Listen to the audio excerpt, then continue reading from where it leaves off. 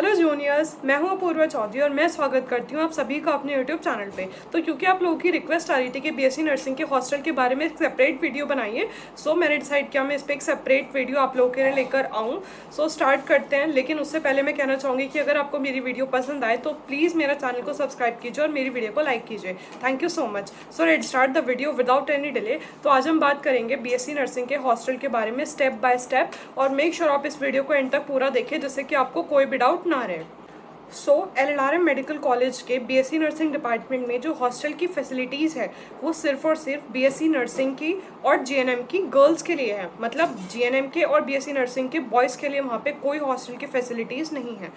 तो अब अगर हम बात करें बीएससी नर्सिंग के हॉस्टल फैसिलिटीज़ की, तो एक रूम के अंदर 8 गर्ल्स रहती हैं। मतलब एक रूम के अंदर 4 डबल बेड हैं, उसके ऊपर 8 स्टूडेंट्स आराम से एडजस्ट कर लेते हैं। ओके, उसके बाद हम बात करते हैं क्या क्या फैसिलिटीज़ आपको बेड से अलग दी गई हैं। आपको बेड के ऊपर मैट्रिक्स दिया जाता है, आपको घर से मैट्रिक्स लाने की बिल्कुल भी ज़रूरत नहीं है। ठीक है, इसी के साथ आपको 2 अलमीरा दी जाएंगी। ज़रूरी नहीं है कि आपको 2 ही अलमीरा में 4 साल निकालने हैं। अगर आपके पास ज़्यादा सामान है तो आप सीनियर होने के बाद like 3rd year 4th year में आप अपनी वार्डन से अलमीराज भी मांग सकते हो। तो क्योंकि आप लोगों को मैट्रिक्स दिया जाएगा, बट उसके ऊपर बिछाने के लिए बेडशीट और आपको अपना पिलो घर से ही कैरी करना पड़ेगा। ओके, प्लस इसी के साथ साथ आपको रूम के अंदर टेबल और चेयर भी दी जाएगी। लाइक टेबल के ऊपर आप अपना कोई नेसेसरी सामान रख सकते हो अपने बेड के आसपास। ओके, लेकिन ज़रूरी नहीं है कि हर स्टूडेंट को टेबल दी जाए। जो टेबल होती है ना वो आप लोग कॉमन शेयर करते हो, जैसे कि 2 बच्चों की एक टेबल हो गई है ना, एक चेयर हो गई, इस तरीके से। तो अगर किसी बच्चे को हॉस्टल रूम का व्यू देखना है, मैं उसका लिंक डिस्क्रिप्शन में पेस्ट कर दूंगी, वहाँ से जाके आप देख सकते हो। वो दिन हमारा हॉस्टल का लास्ट डे था जिस दिन हम लोग पैकिंग वगैरह कर रहे थे। उस दिन मैंने जाते जाते छोटी सी एक वीडियो कैप्चर कर ली थी। तो रूम की फैसिलिटीज़ के बाद अगली बात आती है वॉशरूम्स की।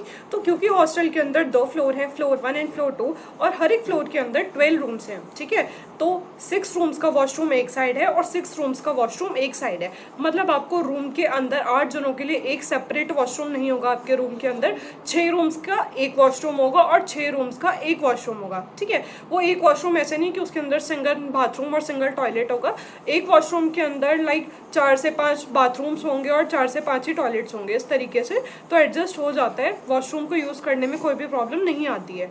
और क्योंकि हॉस्टल के अंदर समर सेवल भी लगा हुआ है तो आपको पानी से रिलेटेड कोई भी प्रॉब्लम नहीं होती है। ओके, प्लस आपको बाथरूम के अंदर ही हर एक वॉशरूम के अंदर सेपरेट गीज़र मिलेगा। ओके, मतलब एक वॉशरूम के अंदर एक गीज़र आपको मिलेगा, तो स्टूडेंट्स इजीली अपना सर्दियों में भी गर्म पानी से नहाने का इंतज़ाम कर सकते हैं। बट क्योंकि जैसा कि मैंने अभी बताया कि 6 रूम्स के बच्चे, मतलब एक रूम के अंदर 8 लोग हैं, तो 6 रूम के बच्चे एक जगह वॉशरूम यूज़ करेंगे, तो गीज़र से रिलेटेड आपको थोड़ा सा वेट करना पड़ सकता है, लाइन्स वगैरह में लगना पड़ सकता है गर्म पानी लेने के लिए।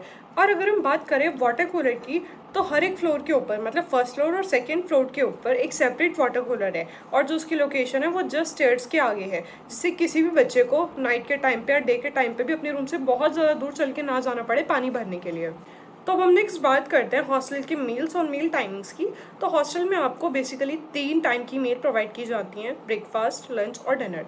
तो जो ब्रेकफास्ट का टाइम होता है वो 8 से लेकर 9 बजे तक का रहता है, क्योंकि 9 बजे आपका कॉलेज होता है तो उससे पहले पहले उनको वाइंड अप करना होता है। अगर हम बात करें ब्रेकफास्ट के मेन्यू की, तो मॉर्निंग में आपको डिफरेंट तरह की चीज़ें प्रोवाइड की जाती हैं रोज़, जैसे कि आलू का पराठा हो गया, कचौड़ी हो गई, पाव भाजी हो गई, छोले कुलचे हो गए, जवे हो गए, मैक्रोनी हो गई, सैंडविचेस हो गया, प्लस रोज़ आपको चाय अवेलेबल रहेगी आपके लिए।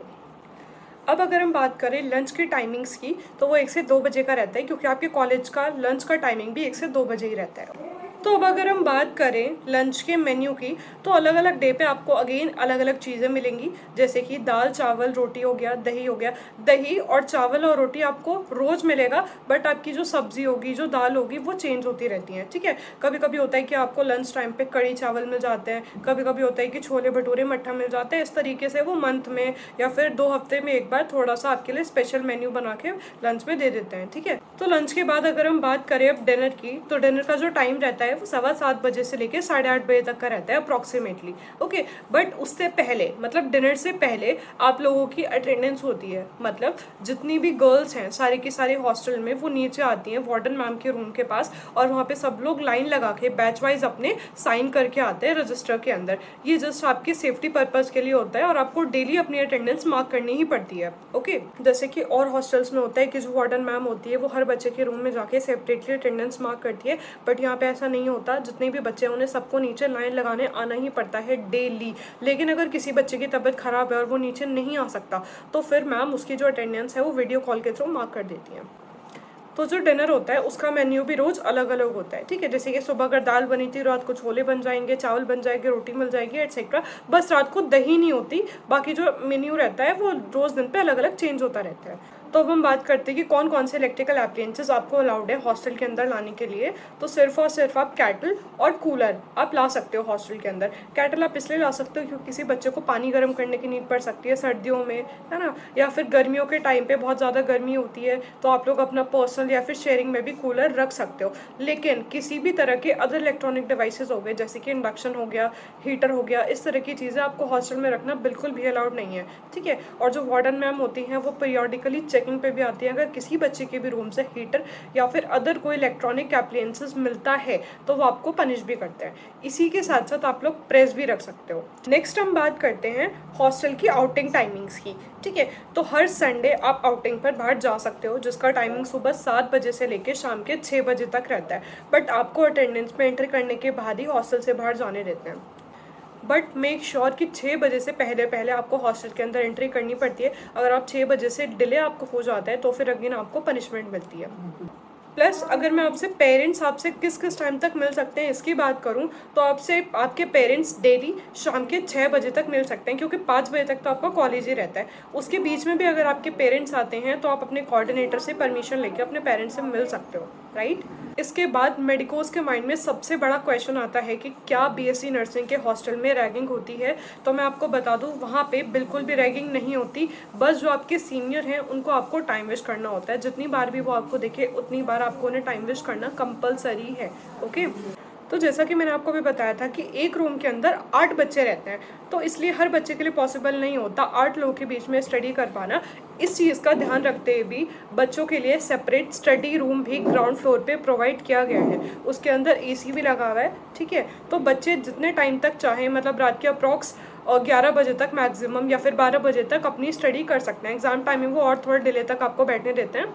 उसके बाद हम बात करते हैं फूड डिलीवरी सर्विसेज की। तो येस, वहाँ पे ब्लिंकिट से लेके स्विगी, जोमेटो, हर फैसिलिटी वहाँ पे अवेलेबल है। बस आपको रात के 8 से लेके 8:30 बजे से पहले पहले, है ना, आपको अपना जो ऑर्डर है वो रिसीव करना पड़ता है, वरना इसके बाद गार्ड भैया आपको हॉस्टल से बाहर आके अपना ऑर्डर रिसीव करने की परमिशन नहीं देंगे। तो मैं आपको यही सजेस्ट करूँगी कि जितने भी आपकी शॉपिंग का सामान है या फिर आपके खाने पीने का सामान है वो आप संडे में लाके बाहर से रख लें, ठीक है, जिससे आपको पूरे हफ्ते कोई भी प्रॉब्लम ना फेस करनी पड़े। इसके बाद अगर हम मेस फैसिलिटी से अलग बात करें कैंटीन फैसिलिटी की, तो कैंपस के अंदर ही छोटे से कैंटीन भी आपको प्रोवाइड की गई है, जिसके अंदर आपको छोटा मोटा सामान मिल जाएगा, जैसे कि चिप्स हो गए, कुरकुरे हो गए, बर्गर हो गया, पेटीज़ हो गया, इस तरह का छोटा मोटा सामान आपको वहाँ पे इजीली मिल जाएगा। उसके बाद कई बच्चों के मन में क्वेश्चन आता होगा कि हम अपने रूम के अंदर अपनी मनचाही ड्रेस पहन सकते हैं क्या।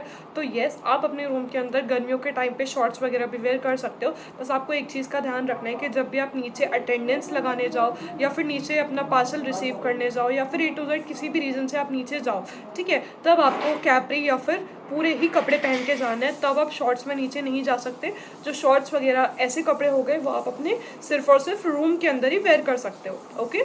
अब नेक्स्ट आता है, अगर किसी बच्चे की भी हॉस्टल में तबीयत बहुत ज़्यादा ख़राब हो जाती है रात के टाइम पे या फिर दिन के टाइम पर भी, तो स्पेशली वहाँ पे गाड़ी का भी इंतज़ाम किया गया है, क्योंकि हॉस्टल से आपको हॉस्पिटल ले जाने के लिए गाड़ी आती है, ठीक है। किसी भी टाइम अगर रात के 1 भी बज रहा है तो भी वो गाड़ी आपको रिसीव करने के लिए आएगी और एक आंटी आपके साथ में जाएंगी जो आपको वहाँ पर ट्रीटमेंट दिला के फिर से वापस लेके आएंगी, ओके। तो इस चीज़ को लेके आपको बिल्कुल ही निश्चिंत हो जाना है कि अगर आपकी वहाँ पे तबीयत ख़राब होती है तो सारी इमरजेंसी सर्विसेज वहाँ पे आपको प्रोवाइड की जाती हैं। तो अब हम बात करते हैं क्या कॉलेज से अलग हॉस्टल के अपने कुछ फंक्शंस होते हैं। तो यस, जैसे कि न्यू ईयर हो गया तो उसमें भी हम रात के 12-1 बजे तक आराम से डीजे नाइट सेलिब्रेट करते हैं, या फिर होली होगी, होली के अंदर भी हमने जो हॉस्टल का अपना लॉन था उसके अंदर सिर्फ हॉस्टल की गर्ल्स ने प्रॉपरली होली अच्छे से सेलिब्रेट की थी। इस तरह के बहुत सारे फंक्शंस जो हॉस्टलर खुद मिलके करते हैं ऐसे होते रहते हैं। अब नेक्स्ट हम बात करते हैं कि अगर किसी हॉस्टलर को छुट्टी लेनी है तो उसका क्या प्रोसीजर रहता है। तो क्योंकि आपको 2 एप्लीकेशन लिखनी पड़ती है, एक अपने कोऑर्डिनेटर के लिए और एक आपको अपनी हॉस्टल वार्डन के लिए लिखनी पड़ती है। उसके बाद जो आपकी छुट्टी है वो प्रिंसिपल मैम के थ्रू सैंक्शन हो जाती है। उसके बाद आपको एक एप्लीकेशन अपने कोऑर्डिनेटर को सबमिट करनी है और एक एप्लीकेशन अपनी वार्डन मैम को सबमिट करनी है। ओके, उसके बाद आप वार्डन मैम से आउट पास पे साइन करवा के कॉलेज के कैंपस से बाहर जा सकते हो। ओके, सो गाइज मैंने कोशिश की है इस वीडियो में हर एक चीज़ को मैं कवर कर सकूं। ओके, अगर आपको मेरी वीडियो थोड़ी सी भी पसंद आई हो या आपके लिए हेल्पफुल रही हो, so please like my video and do subscribe my channel. Thank you so much for watching my video.